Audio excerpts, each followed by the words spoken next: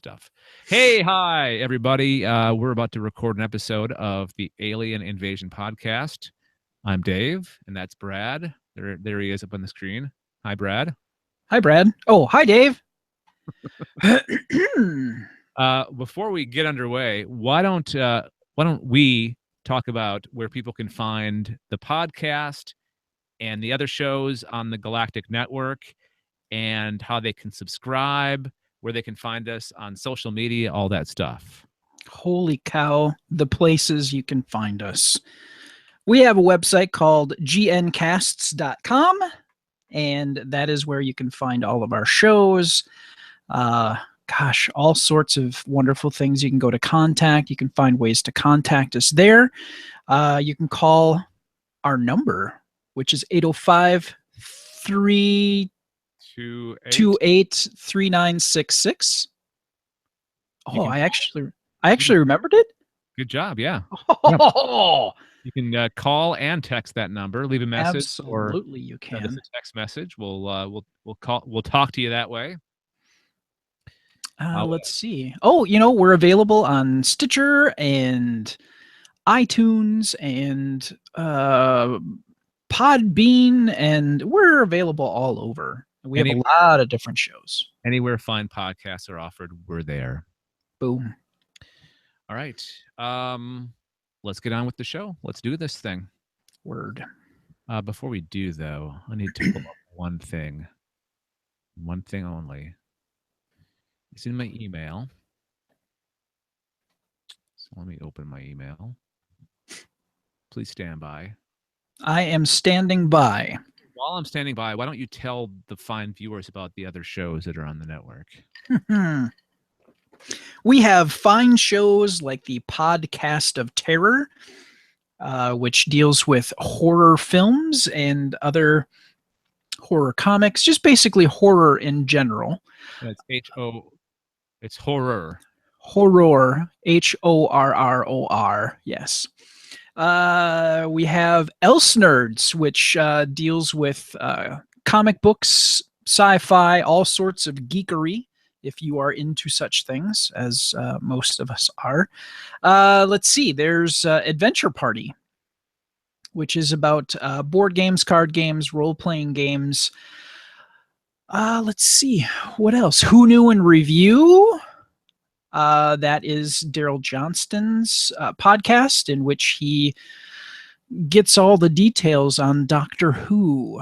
So, of course, this is the time of year when it's the most active, and boy, does he have details for you. He comes from the UK, so he gets that information before we do. So, that's nice to have the hookup.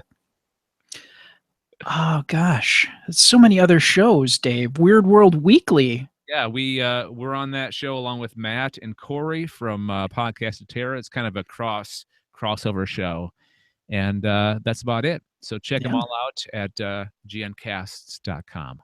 All right, let's do this thing. Let's record. Although I think we are already recording. We've been recording for a while, so excellent. Okay.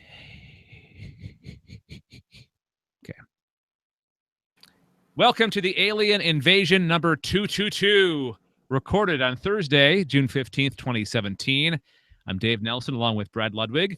Anessa Moyens is on assignment. Coming up, I don't have the stories in the intro. Coming up, Roswell happened. Alleged U.S. leak confirms UFO crash, dead aliens, and cover-up.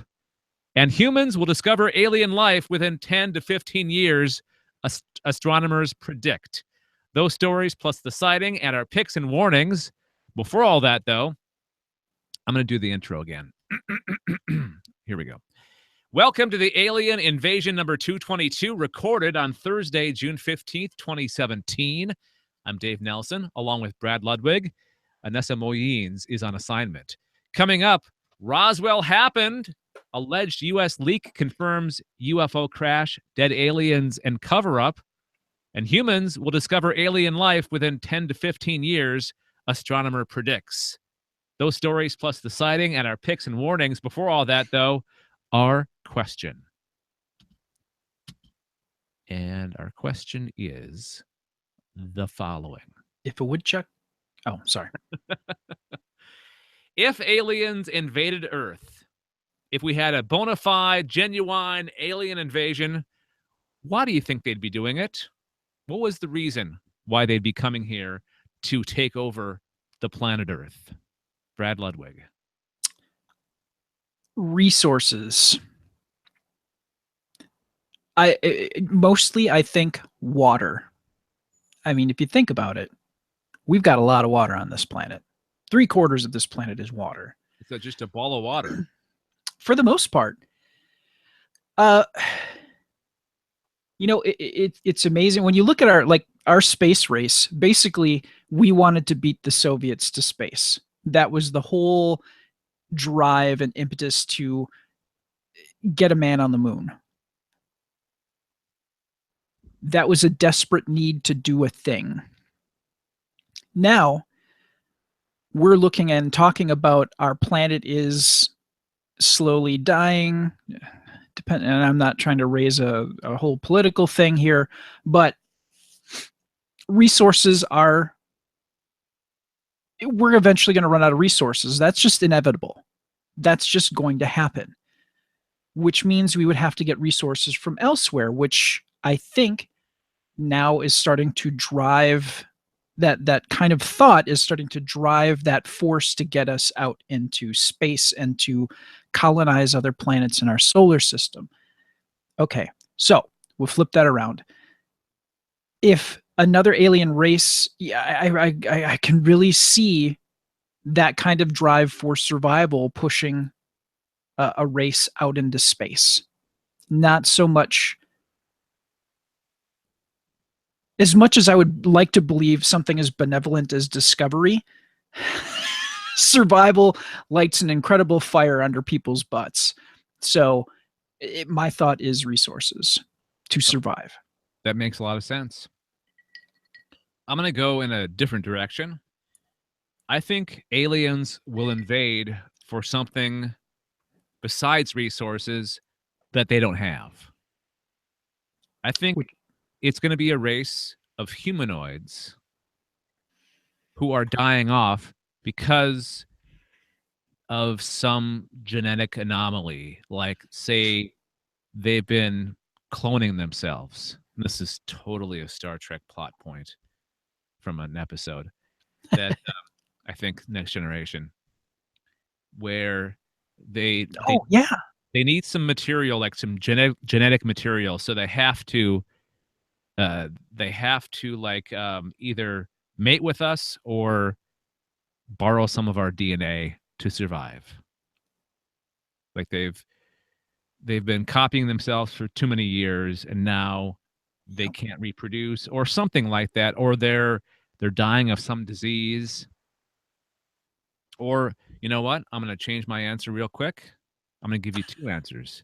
Okay. Second answer is where they're from is uninhabitable. They can't live on their home planet anymore because they're doing something, or they did something that we're doing to our own planet. Sure. So they need a habitable atmosphere, a place that they can call home, that they can actually survive on, and that's why they're coming here to invade. Seems legit. I thought the first answer made the most sense, but I'm like, you know what?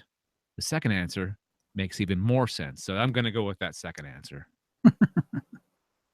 I can change my mind. You can. Yeah. You're in charge. This is your show. This is your deal. Well, it's our show. Our show. It's good to be the king, Dave.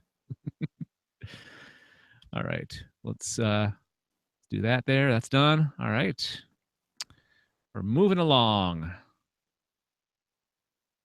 Hello, Growly Bear in the chat room. Okay. I guess we now know that Roswell happened. Brad, did you know? Yes. So it would seem. I read this story. I know the score. Heather Wade, host of U.S. late night online paranormal radio show Midnight in the Desert. Side note, that was a show that Art Bell was on for a while, and he left. But he came back to do his old show, but on the internet. And I guess he couldn't hack it, or something else happened. So he left, but the show continued. It's called Midnight in the Desert. And this host, this Heather Wade, claims to have obtained an extensive U.S. Defense Intelligence Agency report into a number of alleged alien and UFO incidents, including the infamous Roswell mystery. And this is a leak, so you better not tell Trump. Oh, sorry, we're not supposed to talk about Trump. Hey. She claims the document came from a known but unnamed source and has been passed, and it's been passed to nuclear physicist Stanton Friedman, who was a long-term Roswell believer and an investigator. I've heard Stanton a number of times over the years. He knows his stuff. The 47-page dossier, that's French, contains a 6-page report on the Roswell incident, detailing how the UFO came down on July 2nd or 3rd, 1947, and 4 decomposing alien bodies were recovered 2 miles from the crash site a week later.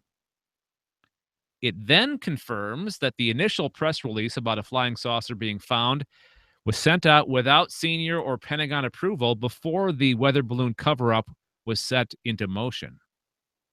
So the person on the ground actually knew what the hell was going on and kind of jumped the gun a little bit before they told him, you're not supposed to tell people that aliens actually exist. Whoops. Surprise! The report states aerial reconnaissance, I can't say that word. Reconnaissance, discovered, see, it sounds funny to me, reconnaissance. There you go. Okay. Discovered that 4 small human-like beings had apparently ejected from the craft at some point before it exploded. These had fallen to Earth at least 2 miles east of the crash site where the wreckage was located. All of the 4 alien crew members were dead and badly decomposed. Oof.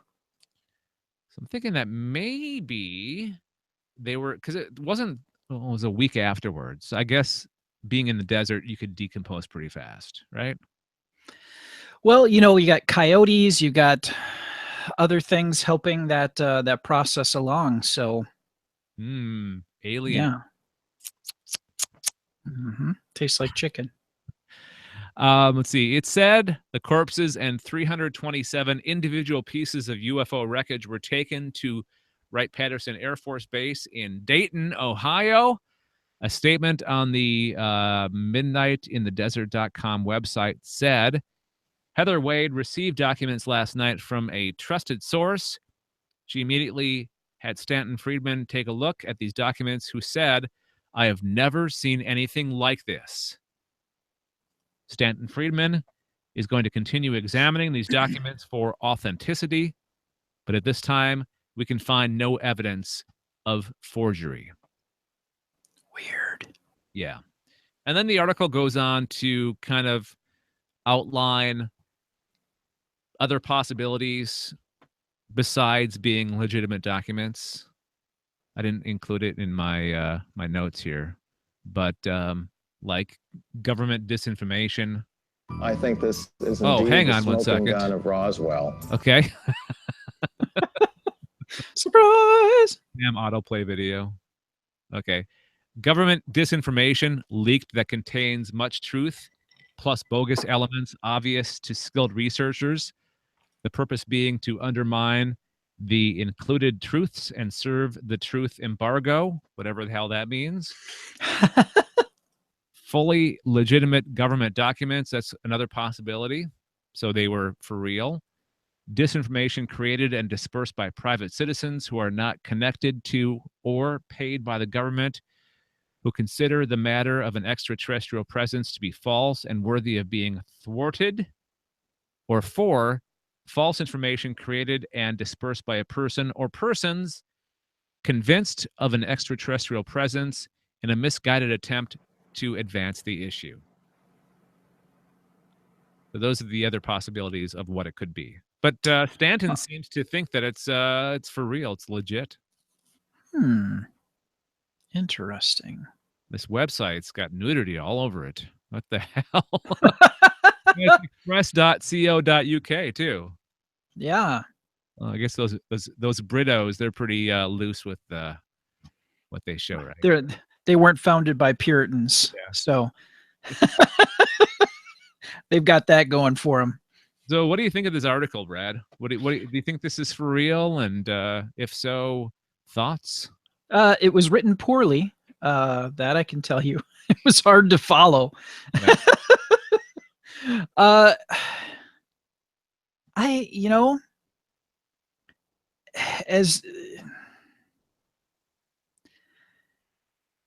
As much as I really want to believe Roswell happened, but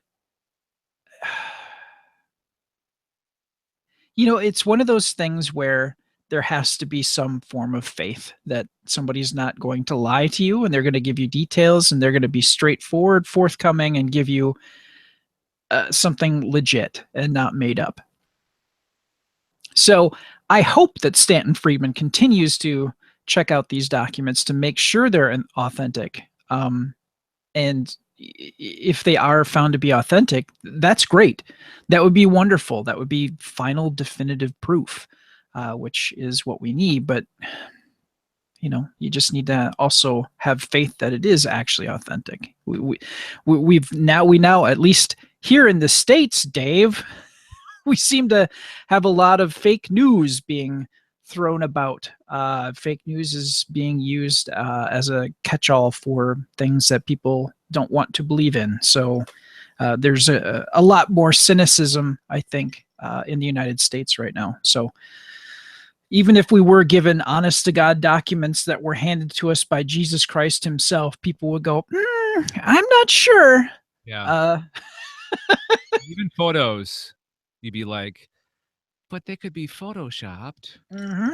Or if it's a film, they could say, oh, that's totally special effects, and look at that piece of machinery that didn't exist in 1947 or whatever. Yep. Exactly. So until we build time machines so you can actually be there and witness the event, I think that our cynicism is going to continue to grow, especially once we get really high quality VR. You could witness or see anything in a decent, like hepatic suit that would allow you to feel and feel warmth and whatever. You could simulate a whole encounter, and you could be made to believe that it was real. So can you imagine a future where you don't believe anything? Like, yeah. And we're heading that way too. It's just ridiculous. Yeah, it is. And once you lose faith in your fellow beings on this planet, things will derail very hard. Even if aliens were invading, probably half the population wouldn't believe it. Yeah. Like, No, it's fake news or exactly some kind of promotional stunt until it's too late and we're sheep in the aliens cattle car or whatever, we're screwed. we are screwed. All right, I think that's good enough for that. Good discussion. Word. That's your favorite word, isn't it? Word. Absolutely. What's your favorite word? All right, let's shoot the breeze, shall we? So the past week, Brad, what's been going on? What's new in your world? Let's see. Tuesday night for Anessa and I is date night, so we got to see The Mummy. Oh, was it? Did it live up to all the hype that it was terrible? It was a fun popcorn movie. I went expecting action, and I went expecting to see a lot of tough and rugged Tom Cruise, and I was not disappointed. The story was interesting. There were parts of it, though, that were just kind of left me going, what? And they're trying very hard to sell this shared universe, and Russell Crowe's character, I don't want to give away who he is. I'm sure if you read articles, you'll know who he is, but I'm not going to say it now. He's going to be the Nick Fury of this shared universe. So, some of the science, even though it's a movie about mummies, of course, it's not going to be real. There has to be some suspension of disbelief. But when I tell you that mercury is incredibly dense, when mercury was used in the film, what it was used for the purpose it was used for, it should have floated. And I'm just going to kind of leave it there. Okay. Mercury is incredibly dense. You can float iron on it. You can float lots of things on it because mercury is dense. What they used it for, what they were trying to do with it, that should have floated. Okay. And it did not. And I was disappointed. Okay. So you haven't seen Alien Covenant yet? Have not. Okay. I haven't either. So that continues to be a thing that's up in the air. I'm trying to think what I did the last week. I worked a lot. Summer is busy time for me. Let's see. Our daughter had her prom last Friday, which we discussed nice. last week on the show. That's about it. It was hot for a while, really hot. Now it cooled off again, and just a busy time. It's super busy here in Ottawa because it's Canada's 150th birthday this year. So sweet. Just a ton of stuff going on, and there's supposed to be 500,000 people downtown for the big celebration, which is June 30th, July 1st, and 2nd. And it's just like security is going to be really, really tight because they're concerned about terrorism. Sure. And there's just going to be like everybody and their mother are coming in to Ottawa, to the nation's capital for this thing. So it's going to be, Steph and I were talking about, like, we were asking each other, do we want to go downtown on July 1st? We're like, probably not. We'll watch it on TV.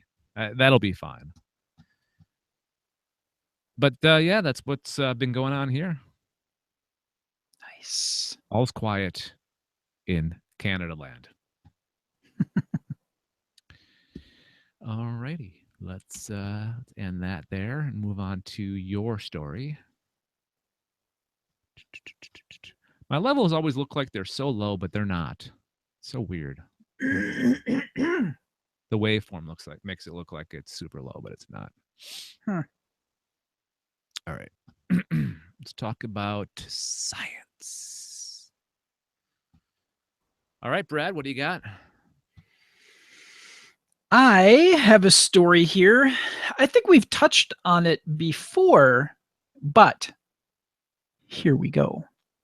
Humans will discover alien life within 10 to 15 years, astronomer predicts. Whoa, like little green men, like the gray aliens, lizard man? The Nordics. We'll find them first. Okay. In Norway? In Norway, yes. Not exactly, and we'll get into it here. The hunt for extraterrestrial life could soon yield results, with one astronomer predicting humans will discover aliens within the next 2 decades. In an interview with Futurism, astronomy researcher Chris Empey said he would put money on scientists detecting alien life in the next 10 to 15 years. According to Empey, it is most likely to be microbial life rather than intelligent life. As for the question of where this alien life might be lurking, Empey told Futurism we should focus the search on our own solar system. He's quoted as saying, if we actually get Mars rocks back here to Earth, from a place that we think could have been habitable in the past, then we might find evidence of prior life. However, Mars is not the only place in our solar system where life could exist. It is thought that Jupiter's moon Europa could also harbor life in one of its many oceans. Now, outside of the solar system, we have several Earth-like planets, exoplanets, which we've talked about before, have been found orbiting in the habitable zones around nearby stars. By studying the atmospheres of these planets for biomarkers such as oxygen and methane, scientists may be able to find evidence of microbial life indirectly. The knowledge gleaned from studying this microbial life could help narrow down the search for other more complex organisms, according to Empe. It could also provide insights into how living beings survive on worlds far different from our own, which could help in our quest to become a multi-planetary species. And this story comes to us from The Mirror. Another Brito website. Yep. I hope I'm not offending people out. I'm just kidding. I'm trying to be funny when I say Brito. Sorry, Daryl. Yeah, this does really sound familiar. Like you've read this same article before. But I mean, we only have so much alien stuff to talk about sometimes, right? It's either exoplanets, it's life within our solar system. What other topics that we always go to? Help me out here. What's another type of story, another type of science story that we talk about? I guess that's it. I can't think of any other ones. Yeah, I can't either right now. Yeah. But this is always interesting to talk about this. And, 10 to 15 years, I think it's going to be less than that, actually. I think we're going to find life on, because it seems like things are getting really busy on Mars. I think we might find something like in the ice or like deep into the soil or something like that, like a very primitive form of life on Mars. And then they're talking about going to Europa, right? That's a target. Yeah. Now they've been working on a robot that would be able to drill and take samples. So to get through the ice and get to the ocean underneath the ice. So that should be interesting. Can you imagine if there's this whole community of these type of aliens underneath the ice and they've been there the whole time, and they're intelligent and I know that's a stretch, but I'm like, my imagination goes wild when I think about that kind of stuff. Like, no, absolutely. They're the whole time, and we didn't even know it. No, I think it's going to be 5 to 7 years. That's my estimate. I think you're right. All righty, and we should think of a name. What we're going to name the alien species that we find. Bob Junior.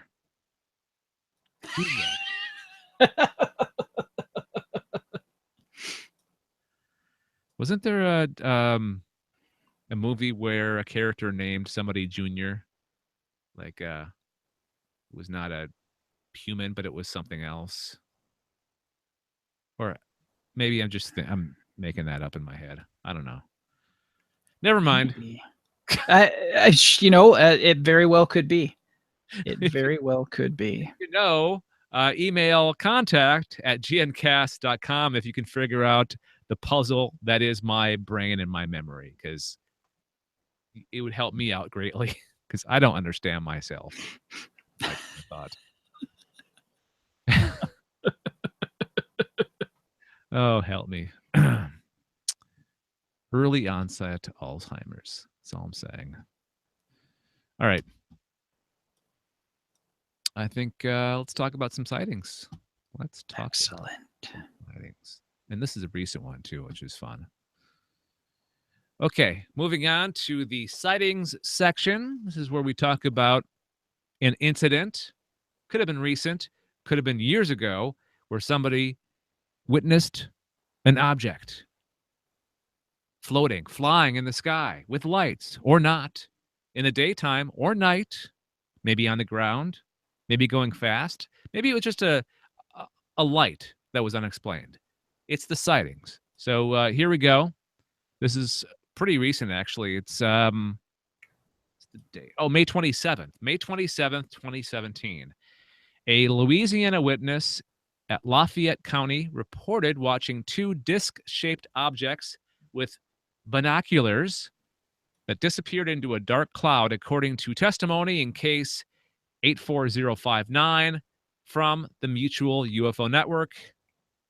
MUFON. Two UFOs, the witness stated, on top of each other and in close proximity to each other. The one underneath the other was moving left to right, from side to side in a straight pattern, while the other one hovered above it. The witness had a feeling the objects were trying to communicate. Dun, dun, dun. This is what he said. I kind of got the feeling the bottom one was using the craft to wave at me, as to say, hey, here we are. As it was moving side to side, as in someone would be moving their hand to wave. The witness described the objects.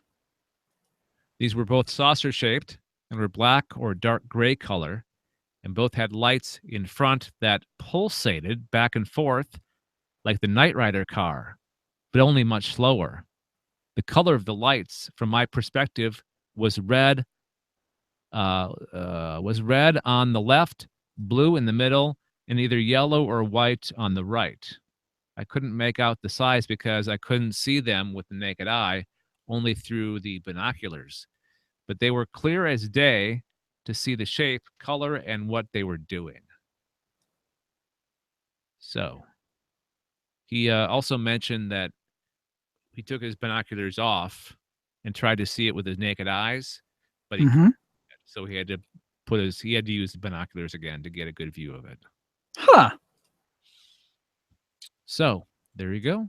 Again, that's Lafayette County in Louisiana. It's two saucer disc UFOs. And this is just on May 27th, 2017.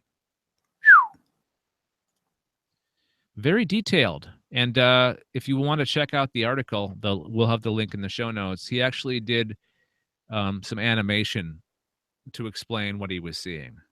Huh. I didn't want to include that just because I know it's hard for us to translate either a picture or a video in audio form. So yeah, it is difficult. But you are more than welcome to check it out. In the show notes, we'll have the old linkaroo, Linky Link Linkerson. And while we're talking about sightings, we want to encourage you, if you've ever seen something that's unexplained, to let us know. We would like to tell your story. You can email contact@gncasts.com. That's contact@gncasts.com. Or you can hit us up on Facebook or Twitter, or on our website too, gncasts.com. And we've had a couple of listener submitted sightings in the past, a couple of very interesting ones. So we'd love to hear yours. And that's going to do it. I will put an end to that. We're going to do a real quick talking about Patreon here, and then we'll move on to our picks and warnings. So let's see here. How do I want to start this? Okay. If you enjoy sci-fi, aliens, horror films, Doctor Who, gaming, comic books, the paranormal, weird things, and more, then please consider becoming a partner with us by going to gncast.com/support and then clicking on the Patreon link. Actually, on that page, that gncast.com/support, we kind of outline the different levels of our partners, our different partner levels. So you don't even have to go to the Patreon link until you're completely 100% committed to becoming a partner with us. And the different levels are very inexpensive. They're very affordable. There's 1, 3, 5, and 15. Now, the $3 level, you get to share if you have a story that you'd like to contribute to our shows. That will give you the opportunity to do that. Now, the $5 level, we will mention your name on each of our shows. The Alien Invasion, which you're listening to, Weird World Weekly, Podcast of Terror, the Else Nerds, Who Knew in Review, Adventure. Why can't I think of your show, Brad? Adventure Party, right?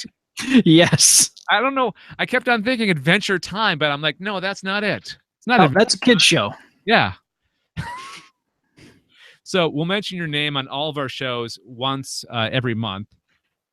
$15 level, that's our sponsor level, and there was only one of those. So first come, first serve, that $15 level per month, you get to have a message read by us each of our shows once during that month. So it's kind of like an advertisement, sort of. It's our sponsor level. So again, become a partner with us, and we're in this together. So we don't consider you like we don't consider you a listener or a subscriber or what else. We don't consider you, what's the word I'm looking for? Follower, listener, reader, Contributor. Yeah, we consider you a partner. We're in this together. So that's why we're calling it partners. Again, go to gncasts.com/support and consider becoming a partner with us here at the Galactic Network. All right. I'll get better at that as time goes on. Takes practice, my friends. First time out. Yeah. All right. Now let's do the old picks and warnings. Now this I know how to do. All right. Picks and warnings time. These are things that we have watched, listened to, read, played, made, etc., all related to extraterrestrials in some way. And it looks like, Brad, you're up first. I am up first. And what I saw this week, I went back to Unsealed Alien Files on Netflix. We've done that before. We have. I don't believe that we've done this one, though. This is Season 1, Episode 7, Secret Alien Technology. Now, the thing about Unsealed Alien Files is that it's a documentary series. So this seemed to have kicked off around the time that they declassified a lot of documents, the U.S. government, I should say, to be clear. And they went through and showcased different aspects of alien investigations, the different types. And this one really focused on Roswell, kind of getting back to what you were talking about earlier. And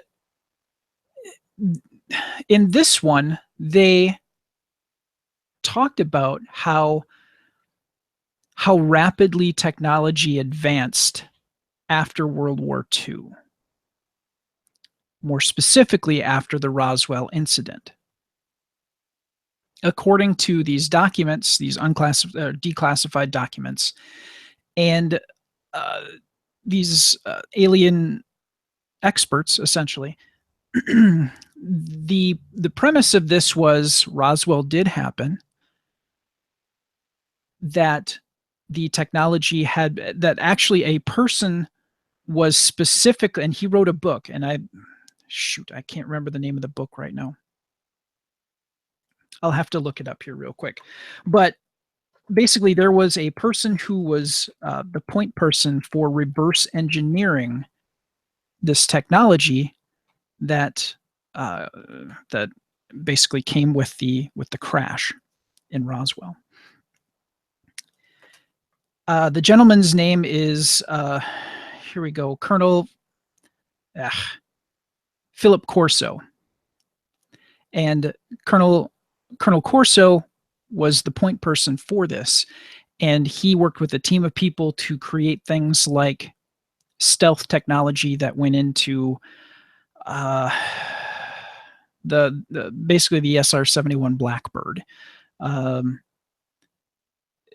technology that went into creating Kevlar based on the suits that the aliens wore. When they did the autopsy of the aliens, they studied the lens. In the story of Roswell, it was gray aliens that crashed, right?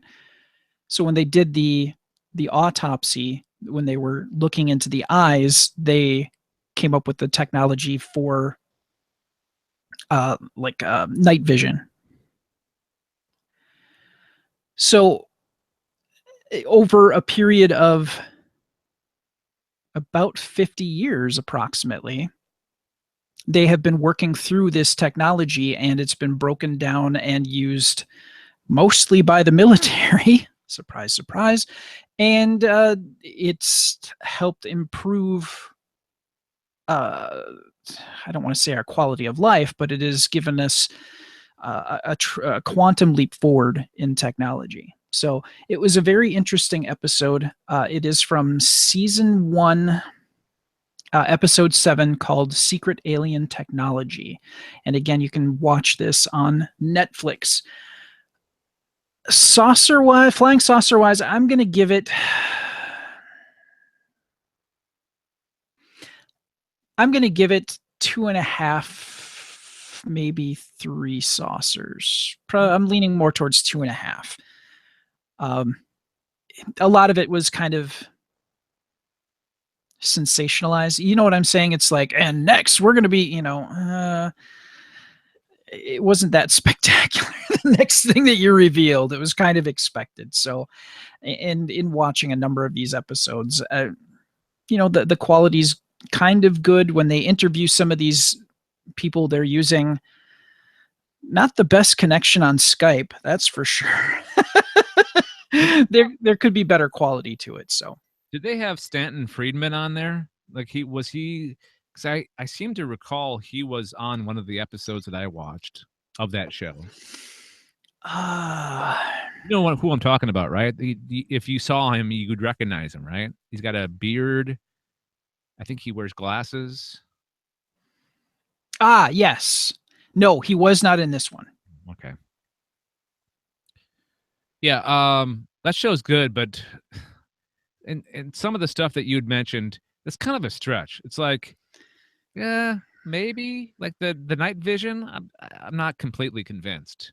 I think we would have been able to figure that out without aliens, because it's just basically taking all the light possible and amplifying it.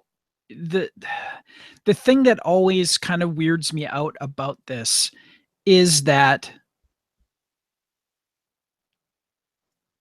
at the point where Germany started to really kind of fire up the war machine for World War II, we had a huge influx of scientists come into the States looking for safe harbor, and to some of the other allied countries.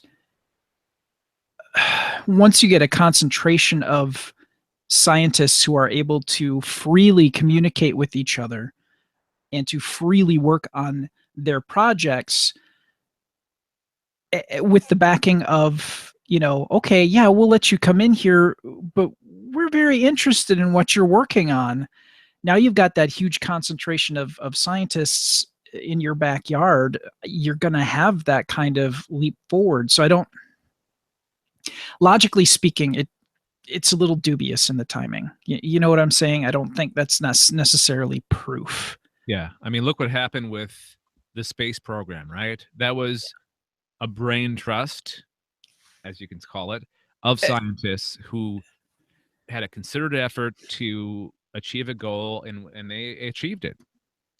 You know? Yeah, and with, like I said earlier, with the, with the sole goal to beat the Russians, Mhm. and money was pretty much no object to do that, for the sake of national pride. So when you have a huge purse and a large brain trust to pull from, you're going to get a lot of results. So, All right.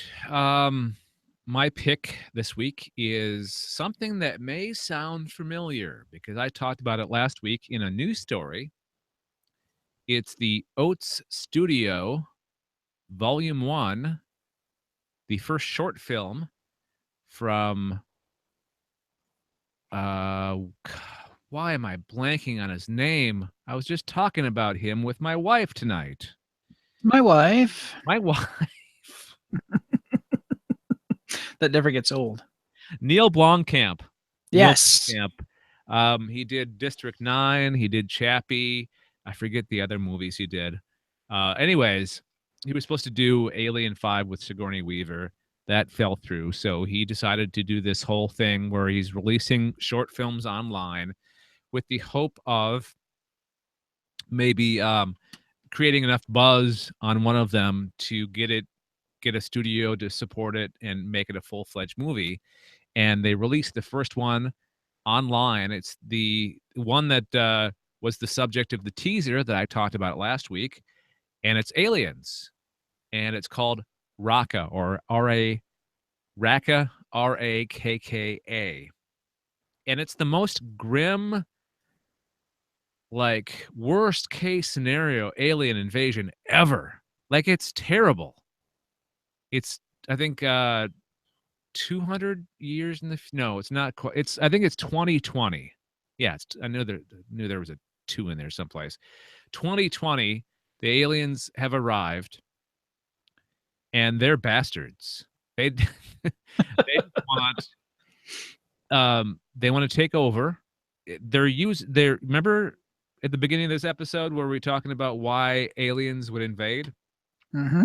I think the reason in this short film that they wanted to invade was to take over our planet to live on.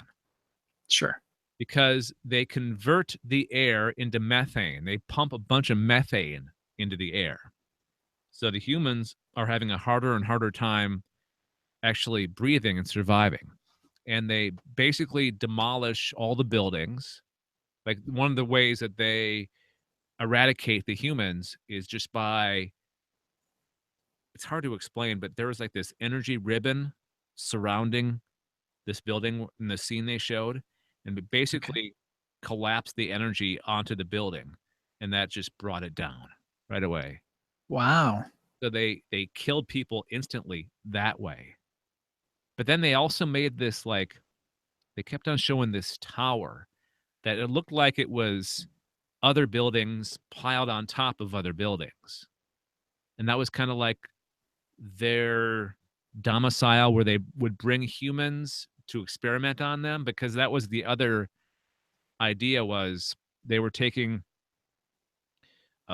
certain special people like savants of the world and infusing them. And I think they had to figure out, they had to find, they didn't know that they were savants. They had to just experiment on a bunch of humans to finally find one, or find some. Sure. And then they would wire them up with technology, and they were using them to communicate with the humans or something else. It was not exactly clear. But the big surprise in this is Sigourney Weaver was in it. I had no idea. Hmm. I think Neil and her developed a really good friendship with the Chappie movie, which I've not seen that yet. I haven't either. Heard it was okay, not the best. but it was cool to see her. And there's another aspect of this film where she was kind of the resistance leader, Okay. and they were able to get their hands on one of these savants that were wired up by the aliens, and they could see the future. And she was trying to get information from him because she knew that he could see the future, and she wanted to know what their future would hold, like if they would Sure. win the war, because they were kind of fighting the aliens. The aliens could take over your mind. That's another aspect of it. So they had to develop this technology they basically wore these helmets that would block the signals that the aliens were sending to the humans. It was really good, really scary, and it was studio quality. Like, I couldn't believe how good it was. Like, I mean, I can believe it because it's Neil Blomkamp, but it was like something Yeah. online. It's amazing. It's really amazing. So I definitely encourage you to check it out. I'm going to give it 5 flying saucers. It was awesome. Nice. And we'll put the link in the show notes, but just search out Oats Studios on YouTube and you'll find the first. I think maybe they have another one. I saw a couple, so maybe they have this one and a couple other ones. So check them out. They look like awesome science fiction. And it's cool that he's doing that. So in review, Oats Studios Volume 1, Rakka, and Brad had Unsealed Alien Files, Season 1, Episode 7, Secret Alien Technology. And those are our picks and warnings. What are you looking at? What are you laughing Nothing. I'm just thinking about, getting into finally watching Neil Blomkamp's bit. Yeah. No, it's great. It's 20 minutes. It's perfect length, perfect film. You should totally watch it. All right, let's close it out here. So that's going to do it for this edition of the Alien Invasion, a Galactic Network podcast. If you'd like to read more about the stories that we covered on this episode, click the links in the show notes. We'd like to thank Monkey Warhol for providing our intro music. It's a song called Alien Syndrome. You can find it at soundcloud.com/monkeywarhol. You can also go to monkeywarhol.bandcamp.com for more of his music. Also to Retward von Dernberg, a composer from Germany, for our closing song called Be Water. Learn more about him and his music at thecaravel.net. And finally, thanks to Ben Olson. Ben! For recording our disclaimer audio at the very beginning of this episode. benolson.com is where to find more about him. All right, final thoughts. Brad.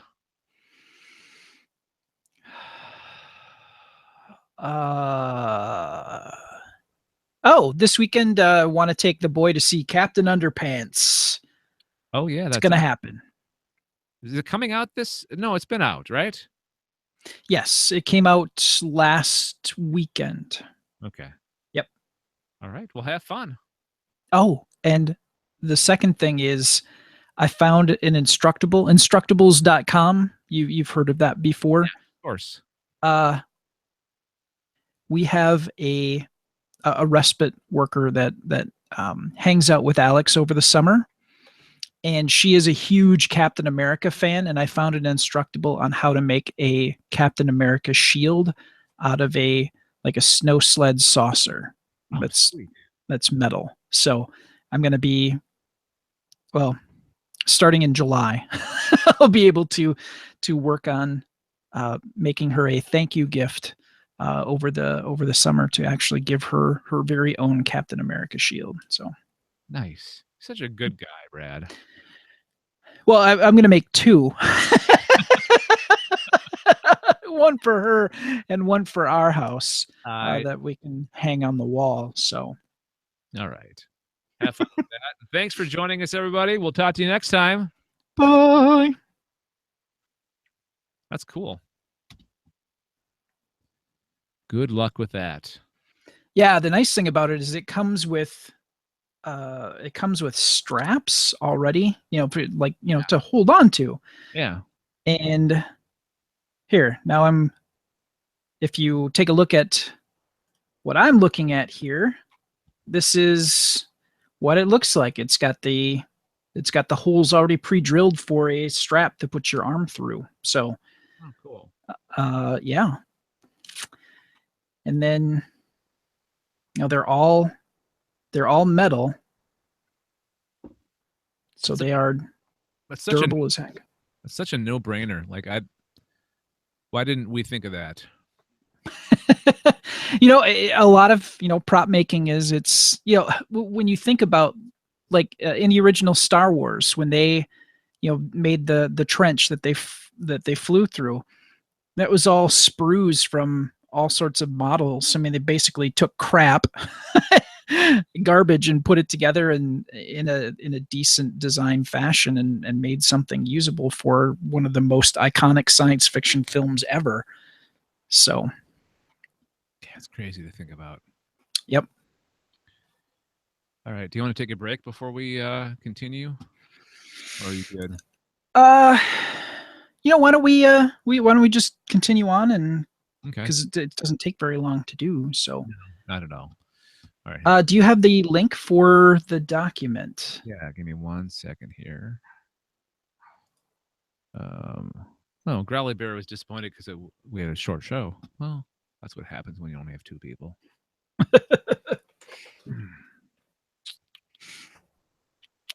Yeah, the more people you add, the longer the show ends up. Yes. For reals. All right. I'm going to send you the link in a moment.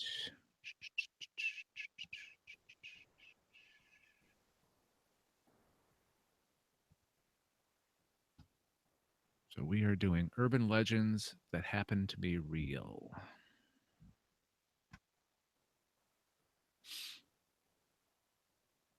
That's the wrong window. Close that.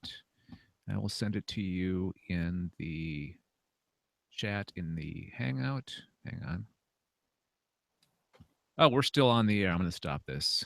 We don't need to record it.